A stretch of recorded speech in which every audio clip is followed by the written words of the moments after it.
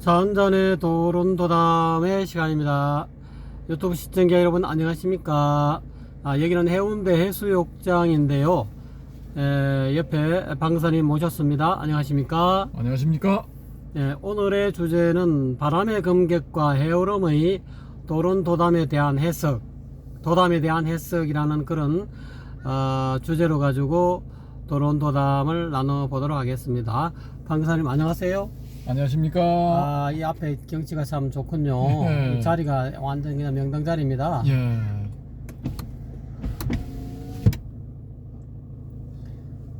자, 여기가 어디냐면요. 그 해운대 해수욕장의 중간 지점에 위치한 공영 주차장이 되겠습니다. 지금 공영 주차장 차 안에서 바다를 보고 지금 영상을 찍고 있습니다. 바다가 해운대 해수욕장이죠. 그렇습니다. 이거 저 바닷가 저 수평선에 저 배들이 한 몇 개가 있네요. 이쪽도 있고 저쪽도 있고. 전방에는 한 두 개 정도 보이네요. 그렇습니다. 세 개네. 저쪽에 하나 또 오네. 여기는 이제 뭐 일반 배들은 지나갈 뿐이지 여기에 들어오지는 않거든요. 그렇군요. 들어오지는 않고. 저기 어디로 갈까요 도대체? 저쪽 왼쪽에도 있군요.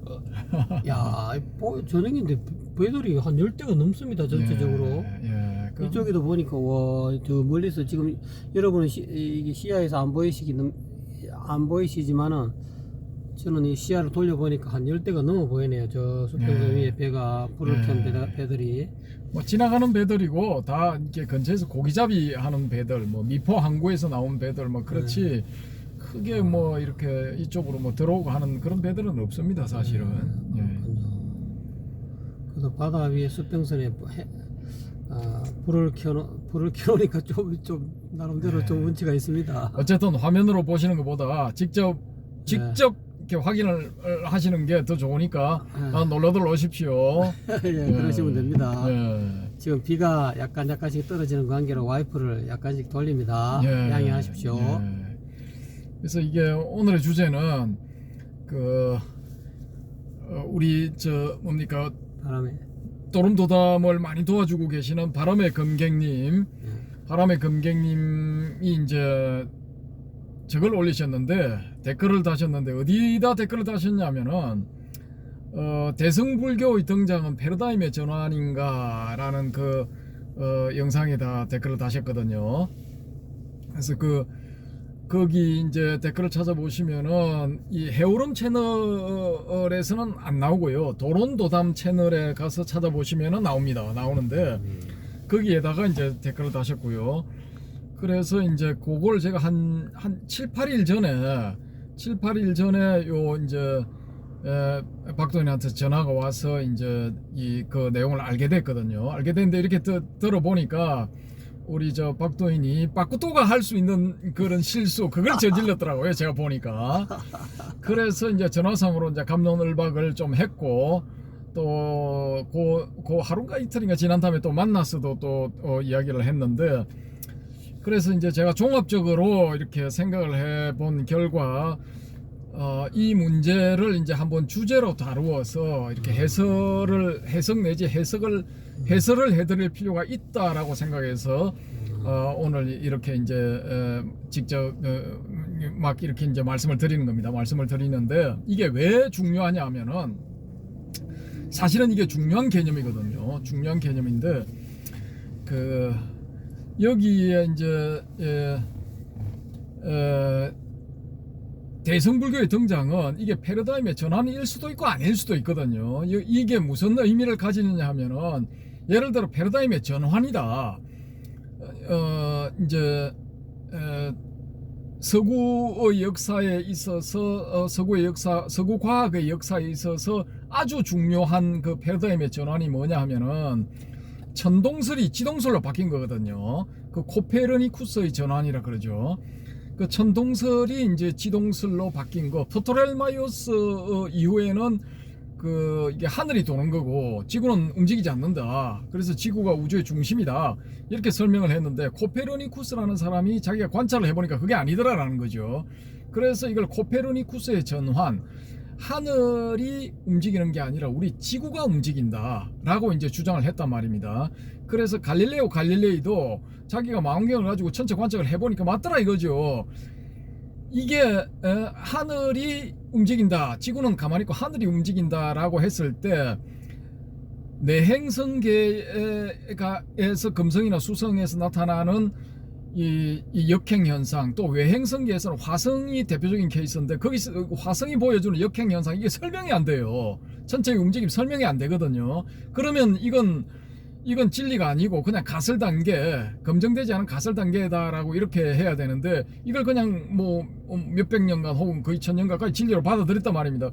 근데 코페르니쿠스 이 사람이 딱 해보고 갈릴레이도 딱 해보니까 이게 아니더라라는 거죠.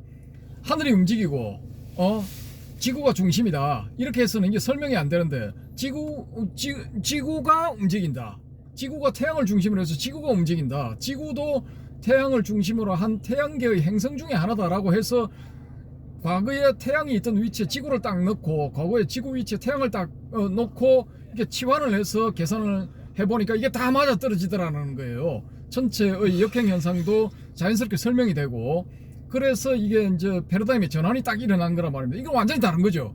그러면은 대성불교의 등장은 그 천체의 정반대적인 그런 그 패러다임의 전환처럼 이것도 패러다임의 전환인가 라는 그런 류의 전환인가, 이런 의문을 던져볼 수 있단 말입니다. 만약에 이게 그런 류의 전환이다 할 것 같으면은 이건 초기불교하고 대성불교는 완전히 다른 종교가 되어버린 겁니다. 초기불교 따로, 그거는 교조가 스카몬이고, 대성불교는 또 교조가 뭐 용수가 되든지 아니면은 미륵 사상계의 뭐 유식이 되든지 이런 식으로 완전히 다른 종교가 되어버린다는 이런 그 약점이 있거든요. 그러니까 통불교적인 측면에서 볼 수가 없다라는 겁니다. 전체가 다 불교고 이 대성불교는 대성불교, 소승불교를 작은 수레지만 불교다라고 본 게 이게 무너지게 되는 거예요. 그래서 이제 이 바람의 금객님이 이제 무화를 가지고 전체적으로 쭉 하나로 꿰단 말입니다. 염주를 이제 실을 가지고 이제 이 떨어져 있는 구설들을 이렇게 꿰어서 염주를 만들듯이 쫙 만들었다라는 거죠. 그리고 통일성이 있어야 부파불교, 이 초기불교, 부파불교 이 두 개를 소승불교로 하고, 또 이제 뒤에 나온 중관의 유식은 대성불교로 해서 이게 전체적으로 다 불교다, 이게 된다고요. 이게 되는데 이제 그런 측면에서 이제 이걸 이렇게 연결을 했고, 또 한 가지 측면은 뭐냐 하면은 2004년도 제 나름대로 경험을 한 그 뒤로는 제가 어떤 주장을 했느냐 하면은, 야, 니들이 그 불교 교학에 대해서 이야기를 하고 싶으면은 내가 글자 한자를 던져줄게. 그 글자 한자를 가지고 초기불교부터 선불교까지를 전체를 통으로 꿰을 수 있느냐? 제가 이런 질문을 던지거든요. 뭐 교리 토론 뭐 이런 거 뭐 교리에 대해서 이야기를 꺼내면 저는 항상 이런 말을 던집니다. 글자 한자를 가지고 네가 설명할 수 있나? 그럼 대부분은 못해요. 못하고, 야, 그러면 네가 내한테 글자 한자를 던져봐라, 내가 그거 설명해 줄게. 그러면은 또 말을 못해. 네가 해봐라 해도 못하고, 내한테 글자를 하나 던져라 내가 해줄게 해도 못하는데, 이 댓글을 제가 보니까 이 바람의 금객님이 무를 가지고 초기불교부터 선불교까지 멋지게 하나로 회통을 딱 시켜버렸어요. 이걸 무라는 글자 하나를 가지고 전체 불교 2500년 역사의 불교 교리 전체를 통으로 다 꿰버린 거예요. 이게 해놓고 보면은 아무나 할 수 있는 것 같아도 이게 무지하게 힘들거든요. 힘들고, 또 한 가지 의의는 뭐냐 하면은, 요걸 이제 이렇게 검토를 딱 해보면은, 여기 들어가서 검토를 해보면은 우리가 어떤 검토를 해볼 수가 있느냐 하면은, 야, 이 물을 가지고 이렇게 멋지게 할 수 있으면 무 이외의 다른 단어가 또 할 수 있는 게 있느냐, 그 검토를 해보면 어떤 단어가 될 수 있느냐 하면 열반이 될 수가 있습니다. 열반이라는 단어를 가지고 또 회통을 한번 시킬 수가 있거든요. 또 하나의 단어는 해탈입니다. 해탈 가지고도 또 할 수가 있거든요. 그러니까 이런 식으로 이제 연결되는 것도 되죠. 그래서 다음번에 기회가 되면은 바람의 금객님이 이제 해주시면 좋고요. 그래서 그 하나의 주제를 일으키면은 그걸 주제로 삼아서 또 이렇게 이제 도론도담 한 편을 또 찍을 수가 있겠지요.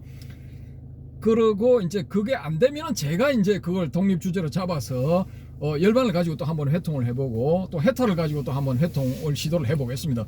어쨌든 이제 이런 문제인데, 그래서 이제 저는 그 대성불교는 이제 새로운 패러다임이다라고 보는 게 뭐냐 하면은, 여러 가지 측면에 이렇게 물을 가지고 해통도 되고 열반도 가지고 해통도 되고 해탈도 가지고 해통이 되는데, 대성불교의 가장 큰 특징은 뭐냐? 육바라밀이, 어떤 사람은 육바라밀이라는데 보시지계 인욕 정진 선정지에, 이건 초기불교도 찾으면 나와요. 여기에 딱 언어적으로 연결이 안 된다 하더라도 다른 말을 가지고, 비슷한 말을 가지고 껴 맞출 수가 있거든요.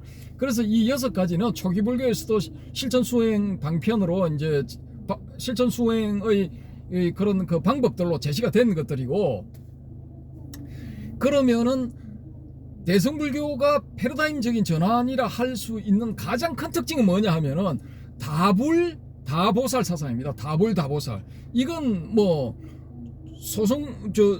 뭡니까, 초기불교는 물론이고 부파불교까지 한 500여 년 동안 일불일보살이 변함이 없었거든요. 변함이 없었고, 이쪽 계통에서 끝까지 밀고 가서 도달할 수 있는 점은 아라한이었다는 겁니다. 아라한. 절대로 부처가 될 수가 없어요. 보살도 될 수가 없어. 오로지 아라한밖에 안 돼. 근데 대성불교는 누구든지 아라한도 될 수 있고 누구든지 보살도 될 수 있다, 이랬단 말입니다. 그래서 이제 요 주제를 한번 다뤄볼 만한 이 문제가 된다라는 거예요. 과연 그러면 대성불교는 진짜 이 진정한 패러다임의 전환이 되느냐 안 되느냐, 혹은 이 바람의 건경님이 말씀하신 것처럼 이게 이제 끝으로만 그런 거고 속으로는 아니다라고 이제 주장을 하시는데, 그걸 제가 읽어드릴게요. 1. 초기 근본 불교의 핵심 무화설이라고 봅니다. 단순한 이론이 아니라 초전 오비구가 이 설법을 듣고 통달하여 그것으로 완결적으로 아라한이 되었으니 그 뒤에 불교에서 나오는 온갖 이론 설명이 사실은 불필요할 정도로 완결적이라 하겠습니다. 2. 그러면 용수, 유식의 이론이, 용수의 중론과 이제 미륵의 유식의 이론이죠. 이 이론이 무화설과 다른 패러다임인가 하는 문제에서 무화설을 그대로 이어 더 정밀하게 하였다고 보겠습니다. 이제 바람의 건경님이 이렇게 보시는 겁니다. 용수는 대가전연경의 12연기설을 이용하여 불멸불생을 주장하고 팔불중도로 불상부단 불일 하여 이변 비중으로 비유 비무 비중으로 더 철저히 무화를 지지했다고 봅니다. 여기서 이변 비중은 떠날 리자입니다. 그래서 양변을 떠나고 또 가운데 있는 중도 아니라는 이런 의미죠. 그래서 이변 비중으로 비유 비무 비중으로 더 철저히 무화를 지지했다고 봅니다. 3. 그 뒤 유식 대성기신론 불성론에서도 제가 이미 누차 말한 바와 같이 이제 여기서 제가 하면은 이제 도론도담님이 되게 바람의 금경님이 되겠죠. 3. 그 뒤 유식 대성기신론 불성론에서도 공열애장 중도 불성론 진여도 같은 방식 등으로 무화설을 유지했고, 4. 그 뒤 선불교에서도 해능 아래의 남학 마조 계열의 조계선종에서는 본성실체설을 부정하여 중도 불성론이라 하겠습니다. 그래서 외형상으로는 유식의 열애장, 기신론 등의 진여심, 열반경 등의 불성이 뭔가 항상 하는 게 있다는 듯한 사상의 전환이 있는 듯 해도 그 본질은 무화설을 확실히 유지하고 있다고 보겠습니다. 그래서 대성불교의 패러다임의 전환은 외형상의 것이고 그 본질은 그대로 유지하고 있다고 하겠으며 그것이 힌두교의 사상과 분명히 다른 바라 하겠습니다. 이제 여기서 끝나는데 일단 끝나거든요. 끝나는데 제가 봤을 때는 요거는 그대로 완결성을 가진 이렇게 논문 구조를 서론 본론 결론에서 논문 구조를 딱 정확하게 가지는 거거든요. 그래서 아주 훌륭한 1, 2, 3차로 나눠지면 기성정결해서 다 완결된 논문 구조를 가진다고 저는 보고 있는데요. 보여지는데요. 저는 그렇게 봅니다. 근데 이걸 이제 저는 이제 모르는 상태에서 이 이제 도론도담 그 코너에서 그 사이트에서 이제 우리 이 해오름님 이 이제 박도인께서 이제 이 반론을 폈어요. 반론을 폈는데 내용이 뭐냐 하면은 무화설을 주장할 수 있는 근거는 12연기를 확연히 깨달았을 때의 일입니다. 공열애장이든 중도 실성론이든 용수의 팔불중도든 깨달음을 언어로 표현할 때는 무화라는 방식으로 표현한다는 것입니다. 왜냐하면 12연기를 완벽히 깨쳤다면 그 깨침을 무화설로밖에 표현할 수 없다는 것이지요. 깨친 자가 언어 즉 말로 전하는 가르침은 모두가 달을 가리키는 손가락 즉 여기서 손가락 무화설일 뿐입니다. 그러므로 무화설이라는 손가락을 달로 착각해서는 안 됩니다. 용수가 팔불중도의 공사상으로 모든 희론을 철저하게 잠재운 것도 사실 달을 가리키려고 해서 손가락을 내보인 것뿐이지요. 이렇게 이제 답변을 하셨는데, 여기에 대해서 이제 다시 바람의 금객님이 제 반론을 폈습니다. 제 반론이 뭐냐 하면은 1. 초전법륜, 무화경, 무상경의 무화설에는 12연기는 안 나옵니다.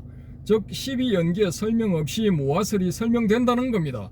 2번, 달, 손가락 이야기는 당연한 이야기로 여기서는 하나마나한 이야기입니다. 3. 깨달았을 때 무화가 아니고 부처님이 깨달았을 때라야만이 무화가 아니고 부처님이 오비구에게 무화를 설하시고 오비구는 그 무화설을 이해하고 깨달았습니다. 4. 무화는 본래 그냥 무화이고 무엇을 통해서 무화 상태가 되는 게 아닙니다. 본질이 무화입니다. 12연기를 통하지 않고도 무화가 이해된다는 것입니다. 이렇게 이제 제 반론을 펴셨거든요. 자, 여기서 이제 직접 당사자, 직접 그 이제 바람의 금객님이 처음 단 댓글에 반론을 펴신 우리 이 박도인께서 이게 해설을 그렇게 왜 그런 이 반론을 펴셨는가, 거기에 대한 이제 이야기를 말씀을 들어보겠습니다. 자, 해주시죠. 뭐 제가 뭐 알아서 했겠습니까? 그냥 바람의 금객님이 뭐 더 잘 아시겠고, 교리적으로도 아마 뭐 진짜 그야말로 방금사님과 아마 필적할 정도로 어느 정도 교상 판석이 다 되어 있는 것 같습니다. 근데 제가 그렇게 반론한 것은 소승불교는 아무래도 이렇게 무화설로 가지고 이게 뭐 어쨌든 간에 뭐 초전법륜경이든 어떤 경이든 간에 초기 불교 경전을 보면은 대부분 다 이제 무화 사상으로 뭐 삼법인에도 뭐 제법무화가 나오니까요. 무화설로 갖고 뭐 회통했다 해도 과언이 아닐 정도고, 또 그로 인해서 무화설로 인해서 뭐 성문사과도 뭐 나중에는 뭐 수다원, 사다함, 아나함, 아라함까지 전부 다 가서 뭐 소승의 어떤 근본적인 이제 그거를 통해서 뭐 아라함과를 얻게 된다, 이렇게 해서 소승불교의 패러다임이 무화설로 갖고 했다면은, 제가 보건대는 소승불교가 이제 발전돼 가지고 뭐 부파불교가 발전되고 또 나아가서 대승불교의 용수가 나타나고 또 미륵에 뭐 예를 들어서 뭐 유식사상이 나타나고, 그래서 어떻게 보면은 뭐 우리 바람의 금객님은 그걸 가지고 무화설이 좀 더 철저하게 검증이 된 것이 아니냐 해서, 결국은 무화설은 모든 소승이든 대승을 전부 다 꿰뚫는 그런 어떤 가르침이다 하고 이제 회통을 하셔가지고 그렇게 하셨는데, 제가 보는 관점은 초기 불교는 어떻게 보면은 무화설로 갖고 이제까지 가지고 사람들이 중생들이 가지고 있던 마음속에 어떤 뭐 오온에 대해서 내가 있다라는 그런 어떤 그 유에 집착하는 그로 인해서 괴로움이 많이 생겼기 때문에 스가모니 부처님의 어떤 초전법륜이 아마 그 있다라는 그런 어떤 관념을 깨뜨리기 위해서 무화를 설한 것 같고요. 그래서 그 당시에 이제 뭐 여러 가지 뭐 술에 뭐 미린다 방아라 하나요? 그런 것도 보면은 그게 뭐 소승인지 대승인지 경전인지는 잘 모르겠습니다만은, 어쨌든 뭐 그런 걸 보더라도 그런 수레를 거론하면서 그 수레라고 하지만은 실질적으로 수레에는 뭐 여러 가지로 다 분석해 보면 수레라고 하는 실체가 없다. 그렇기 때문에 수레라는 어떤 그런 모양에 끄달리지 마라라는 식으로 말을 하면서 무엇을 비슷한 쪽으로 이제 그런 경전도 있더라고요. 제가 이제 불교대학 다니면서 민다방한가 뭐 하여튼 그거 보니까 그런 거를 이야기해 놨더라고요. 그래서 어쨌거나 간에 그렇게 해서 소승불교는 어쨌든 전체적인 흐름이 사람이 이 눈에 보이는 어떤 그것이 굳이 제가 이제 12연기를 거론한 것은 연기의 어떤 완성판이 12연기이기 때문에 굳이 앞에 12지를 빼고라도 연에서 일어난 이 모든 세상 만유가 방하에서 이야기하고 있는 그런 그런 수레의 어떤 수레를 다 분석해 가지고 거기엔 수레라는 실체가 없다. 그렇기 때문에 수레는 어떤 실체적 존재가 아니다. 그러므로 수레라는 어떤 그거를 이제 수레가 아라고 이제 이야기하면은 수레가 수레가 없다. 무아 하는 그런 어떤 비유가 되겠죠. 그래서 이제 그런 식으로 이야기했지만은 이제 12연기는 이제 다 어쨌든 간에 연에서 일어나는 것들이라는 거죠. 수레라는 것도 수레가 만들기 위해서 여러 가지 뭐 다이어라든지 뭐 나무라든지 여러 어떤 부속품들이 결합이 돼 가지고 연에서 일어난 존재로서 우리가 수레라고 하지 않습니까? 굳이 뭐 12연기설을 다 거론하지 않더라도 연에서 일어났다라는 것은 다 알 수 있고, 그로 인해서 그 수레라는 실체가 없다. 어떤 무아라는 것은 어떤 씨알이 없다라는 그런 뜻으로도 이제 이렇게 의역해서 할 수가 있습니다.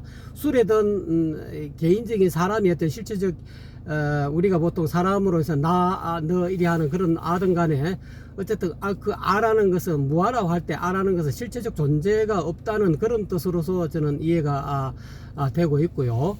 그래서 어쨌거나 간에 그런 식으로 해서 초기 불교는 서가열의 부처님이 이 세상에 오셔갖고 실체적 존재가 없는데 사람들이 실체적 존재라고 집착하기 때문에 괴로움이 생겼다는 거죠. 그래서 그 괴로움의 어떤 그런 해결하는 방식으로서 어떤 실체적 존재가 없다는 것을 끄집어내므로 인해서 그 당시에 바라문 사상이라든지 뭐 아트만 뭐 브라만 이런 것은 어떻게 보면은 뭐 실체적 존재가 있다라는 그런 어떤 설인데, 그거를 끄집어내면서 아니다, 알고 보면 이제 12처를 이야기하면서 12처설에서는 아니비설신이 색성량 미촉법을 이야기하면서 이 12처 이외에는 쉽게 말하자면 일체가 없다. 모든 것은 이 세상의 모든 것은 이 12처 안에 다 들어간다 하면서 그거를 이제 모든 당신 교술의 어떤 그 근본 교술로 잡아놓고, 그래서 우리가 알고 있는 나가 있다라는 그런 어떤 실체가 있다라는 그런 개념들은 12처 또는 12연기에서는 유깁이라고 하는데, 그거로 인해서 3사가 화합해서 촉이 발생하기 때문에 우리가 알고 있는 뭐 있다 없다 또는 실체가 있다 없다 하는 그런 어떤 개념들이 생겨난다라고 나중에 이제 설명하고 계시죠. 어쨌든 간에 그거는 다 제껴놓고라도 그 바람의 경경님이 이야기하시는 대로 소승불교는 실질적으로 무화설이 맞습니다. 무화설이 맞고, 그 어쨌든 간에 석가는 아마 무화설을 이야기하면서 금강경의 이야기 대성불교 쪽으로 가는데, 금강에서 이야기한 것대로 파상, 마음의 어떤 상을 내가 있다라는 그 상을 깨주기 위해서 무화설을 초기 이 불교에서는 그렇게 무화설을 많이 강조했는지도 몰라요. 그런데 이제 제가 만약에 석가라면은 그런 무화설을 이야기했지만 실질적으로 석가는 이야기하지 않는 부분이 있다는 거죠. 그 속에 겉으로는 무화라고 이야기하지만 실질적으로 뭔가 실체적 존재가 가장 시급한 이 중생들이 지금 고통에 빠지는 가장 근본적인 문제가 그런 어떤 뭔가 있다라는 어떤 그런 어떤 것에 취착이 되기 때문에 그 있다라는 취착의 어떤 그 상을 깨주기 위해서 초기 불교를 나는 설했다고 저는 개인적으로 그렇게 보고 있습니다. 근데 이제 왜 소승불교의 패러다임과 대승불교의 패러다임이 다르냐면, 소승불교의 그렇게 그 당시에 소승불교 초기 불교를 석가가 그렇게 이야기할 수밖에 없는 게, 워낙 그 당시에 석가가 출현하는 그 당시에 지금 아트만 사상이라든지 아트만 사상이 브라만 사상뿐만 아니라 육사 외도들이 사상들이 대부분 다 보면은 뭐 물론 다른 어떤 뭐 회의론도 있고 여러 가지 뭐 물질론도 있고 하지만은 이 어떤 실체가 있다라는 그 쪽으로 많이 뭐 요소설도 있고 하기 때문에 많이 기울어졌기 때문에 석가는 아무래도 그렇게 해서 뭐 실체적 존재가 없다라는 식으로 끄집어내면서 당신의 어떤 그런 교소를 끄집어내고, 또 그 당시에 어떤 가장 문제적인 그 사람들이 이 뭐랄까 실체적 존재가 있다라는 그게 너무 빠져 있다 보니까 그로 인해서 괴로움이 생긴다는 것을 석가는 이미 깨달은 것 같아요. 그래서 당신이 처음에 이제 초전 법률할 때는 이 상을 실체적 존재가 있다라는 그거를 깨주기 위해서 그렇게 초기 설법을 하시는 것 같아요. 근데 이제 나중에 이제 석가가 돌아가시고 난 뒤에 석가는 그렇게 말하고 난 뒤에 나는 뭐 한마디도 말한 것이 없다 뭐 그런 말도 했다는데 그거는 다 제껴놓고 일단은 초기 불교의 전체적인 흐름은 무아설이라고 뭐 끝으로 드러난 게 무아기 때문에요. 근데 그 이후에 이제 제가 보건대는 대성불교 내지는 뭐 이렇게 뒤에 중관 또는 뭐 예를 들어서 저 미륵의 어떤 그런 그 식사상, 그 유식사상, 그 이후에 뭐 선불교 어떻게 보면 저는 개인적으로 진공묘유라는 것도 전부 다 한번 우리 박근사님하고 한번 거론을 했습니다만 제가 실수하는 바람에 그거를 유튜브를 만들어 놓은 거 이렇게 어떻게 유실을 되어 버렸습니다.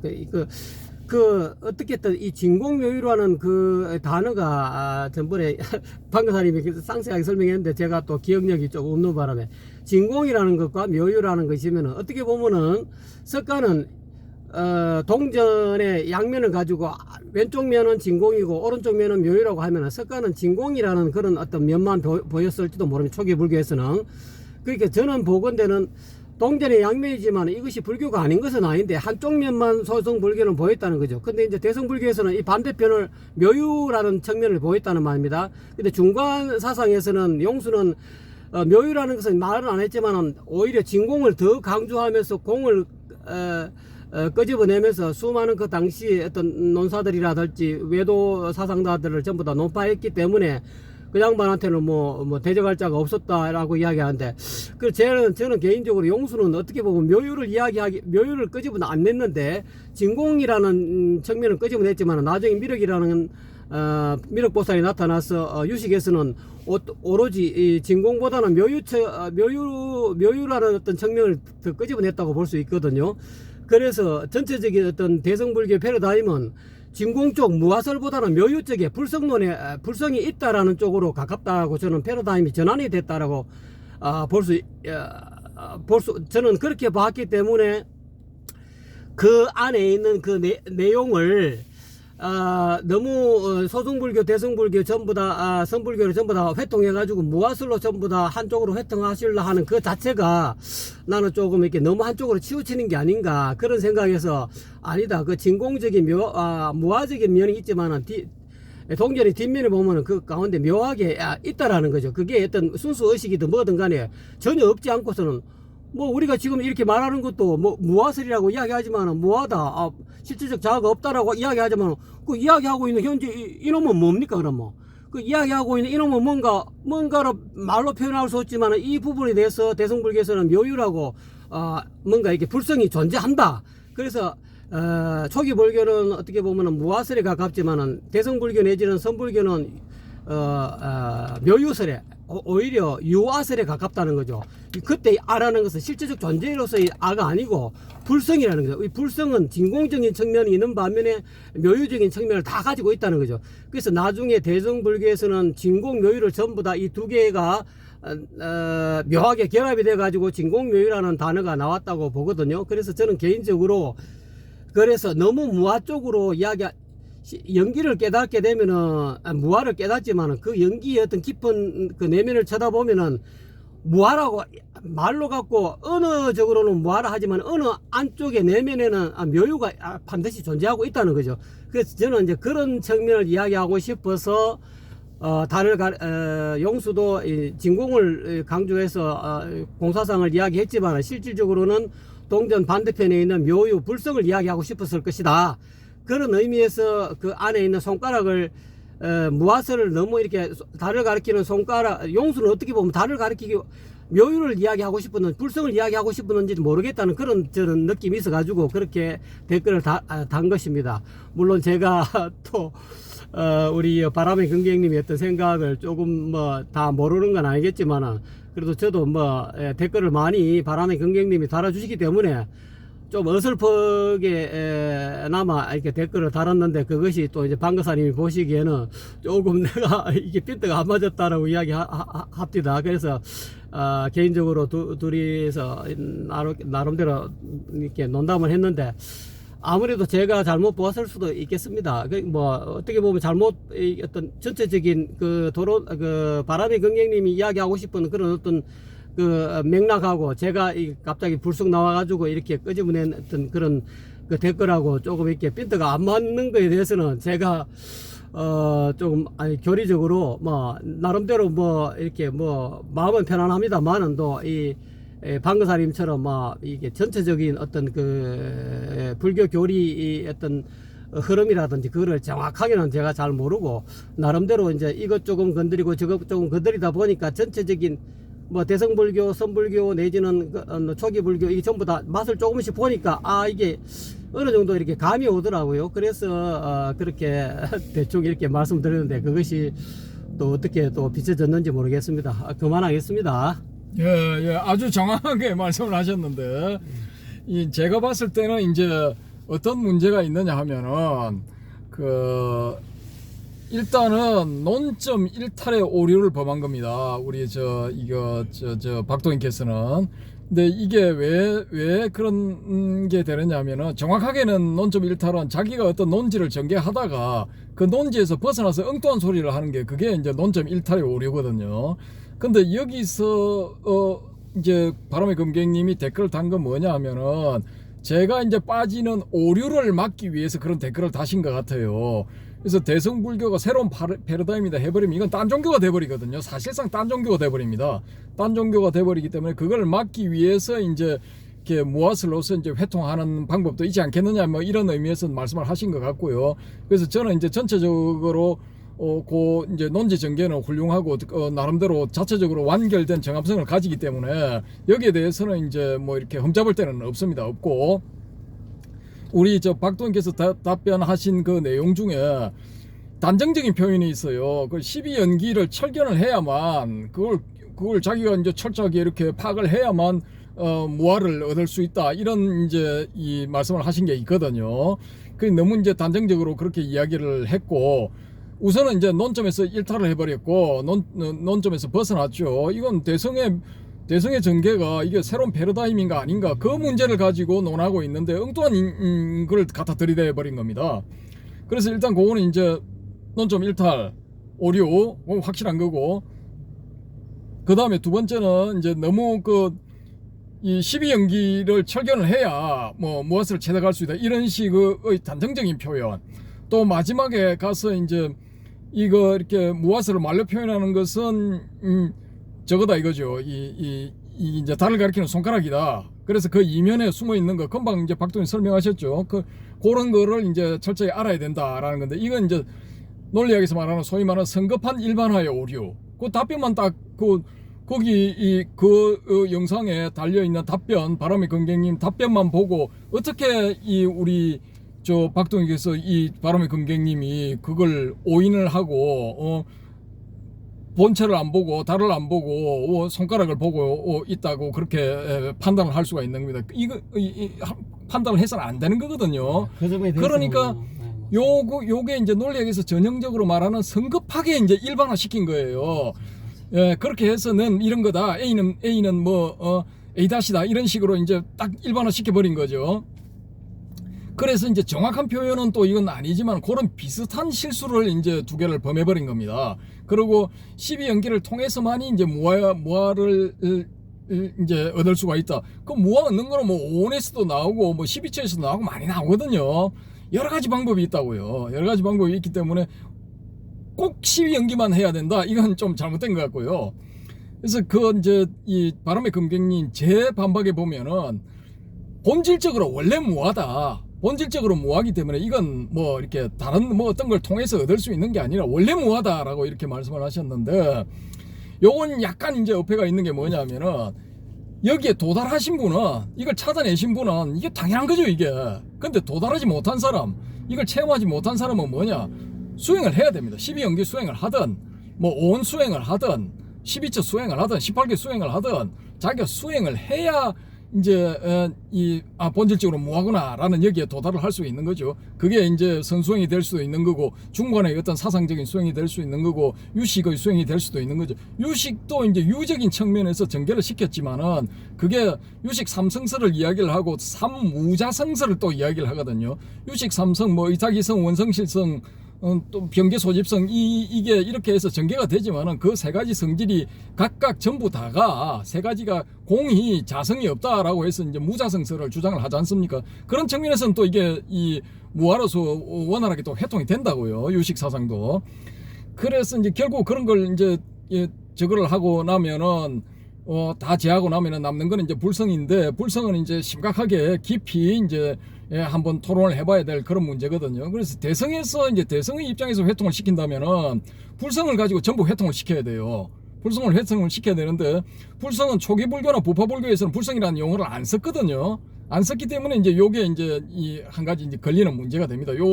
요건 이제 학계에서도, 일본 학계에서도 한 사람이 이제 문제 제기를 해가지고, 소장학자 한 사람이 문제 제기를 해서 한 10여 년 전에 크게 이제 문제시 됐던 적이 있고요. 또 일본에서는 지금 그게 주류랍니다. 불성을 주장하는 것은 불교가 아니다. 그래서 대승불교는 좀 사이비성 내지 불교가 아닌 쪽이다라는 이런 쪽으로 이제 소장학자들을 중심으로 해서 의견이 모아지고 있는 것 같습니다. 모아지고 있는 것 같은데, 요건 이제 저는 또 용납을 할 수가 없죠. 제가 그 사람 논문을 읽어보니까 좀 말이 안 되는 소리가 좀 있더란 말입니다. 그래서 그거는 이제 다음번에 또 한번 그 논문을 찾아내서 제가 그 부분을 말씀을 드릴게요. 쭉 읽어드리면서 그걸 다시 한번 검토를 해보도록 하겠습니다. 어쨌든 간에 요번에 이제 대승불교는 이제 새로운 패러다임의 전환이지 않겠는가라는 이런 주제의 그 영상에 달린 댓글들을 보고 이제 우리 이 박동희께서 또 대답을 다시 반론을 하고, 또 이제 거기에 대해서 재반론이 붙고 하는 이런 과정들, 또 이제 자유한국님이 열반도 그러면 뭐하입니까? 막 이렇게 이제 불쑥 끼어드셔가지고 이제 또 이렇게 댓글을 다셨는데, 그 문제도 우리가 심각하게 검토를 해봐야 되거든요. 해봐야 되는데, 이제 여기서 간단하게 이제 제가 제 나름대로 이 말씀을 드리자면은, 이 이변 비중이라는 말 속에 거기에 이제 힌트가 있을 수가 있단 말입니다. 그 이제 떠날 리자인데 두원 법칙에 의해서 이로 발음이 돼가 이변 비중 이렇게 되는데, 양쪽 변을 떠나야 됩니다. 일단은 용수의 팔불중도의 핵심이 이제 양변을 떠나 있는 거거든요. 그래서 양변을 떠나면은 중간에 뭔가 있지 않겠느냐. 그럼 중간적인 스탠스를 취하는 건데, 이렇게 하다 보니까 사람이 중간에 뭐가 있지 않느냐.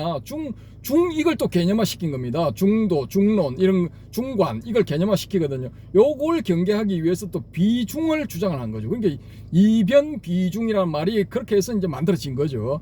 그러니까 여기에 열반의 성질도 여기서 힌트를 얻을 수 있지 않을까. 그래서 맨 처음에는 번뇌가 사라진 그 상태, 번뇌가 사라진 상태를 열반이라고 봤거든요. 초기 불교 초창기의 열반은 그렇게 봤습니다.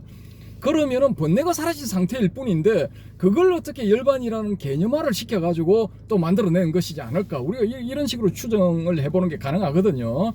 그래서 그런 점도 이제 다음번에 열반을 가지고 주제를 삼아서 이제 다룰 때 한번 이제 또 깊이 있게 심도 있게 한번 다뤄보도록 하겠습니다. 그때도 그 바람의 금객님, 또 이 자유한국님, 또 이 기타 등등 또 다른 그 숨은 고수들, 실력자들, 지금 뭐 보고 계시는 분들 좀 이렇게 댓글을 다셔가지고 요 도론도담에 한번 솜씨를 한번 보여주시기 바랍니다. 그래서 그렇게 되면은 어떤 계기가 되면은 다 이렇게 이 야외에서, 오프라인에서 다 만나서 이제 세미나를 한번 열어보는 게, 그 옛날식으로 치면 야단법석이죠. 그래서 사람이 몇 명이 되든 뭐 5명이 되든 10명이 되든 다 모여서 야단법석을 한번 열어보자라는 게 이제 저희 이제 도론도담의 이제 희망사항입니다. 현재로서는 희망사항인데, 그럴 때 이제 다 모여서 한번 허심탄회하게 그런 점들에 대해서 이제 검토를 해보면은 오히려 이제 우리 쪽에서 강단의 학자들 뭐 이런 분들이 이제 정의 내리는 그런 것보다, 여기서 이제 실전 경험이 있는 분들이, 실체험이 있는 분들이 모여서 이제 의견을 교환하다 보면은 오히려 더 정확한 개념을 잡을 수 있지 않을까, 정확한 결론에 도달할 수 있지 않을까, 그렇게 생각됩니다. 예, 이상으로 본건에 대해서 본 주제에 대한 도론도담을 이제 제 의견은 다 말씀드렸습니다. 시청자 여러분 안녕하십니까? 어떻습니까? 좀 많이 좀 공감이 되시면은 댓글 많이 또 바람의 검객뿐만 아니라 또 자유한국님뿐만 아니라 지금 또 한 번 더 댓글을 다시는데 이 방송을 보고 계시는 분들도 많으리라 생각합니다. 감히 뭐 이렇게 댓글을 달기가 어려워서 좀 뭐랄까 좀 쪽팔릴 수도 있고 좀 뭔가 자기 뭐랄까 미천이 다 드러날까 싶어서 겁이 나서 이렇게 댓글을 못 다시는 분들도 계시지만은 저도 보십시오. 뭐 바람의 금객님이 뭐 아주 이렇게 교리적으로 뭐 교산 판석이 다 어느 정도 정리되어 있는데 저도 뜬금없이 이렇게 막 댓글 막 달지 않습니까? 뭐 어쨌든 간에 뭐 나중에 또 어떻게 될 값에 그냥 털려도 그냥 댓글 한 다십시오. 달아서 서로 뭐 허심탄회하게 뭐 이런 댓글이 있어 뭐 전체적인 흐름을 잘 모르는구만 좀 그런 어떤 소리 들으면 어떻습니까?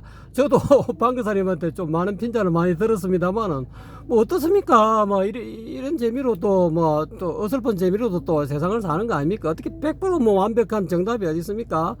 물론 뭐 나름대로 깨친 사람들은 다 정답이 있겠지만 우리는 이제 다 같이 가는 그런 입장이기 때문에 뭐 깨쳤다 못 깨쳤다 할 것 없이 그냥 도론도담을 통해서 여러분도 성장하시고 저희들도 또 성장하는 그런 어떤 방송이 되었으면 하는 바람에서 제가 두서없이 또 횡설수설했습니다. 다 이해하시고 용서하시고요. 여러분 어떠셨습니까? 재미있으셨습니까?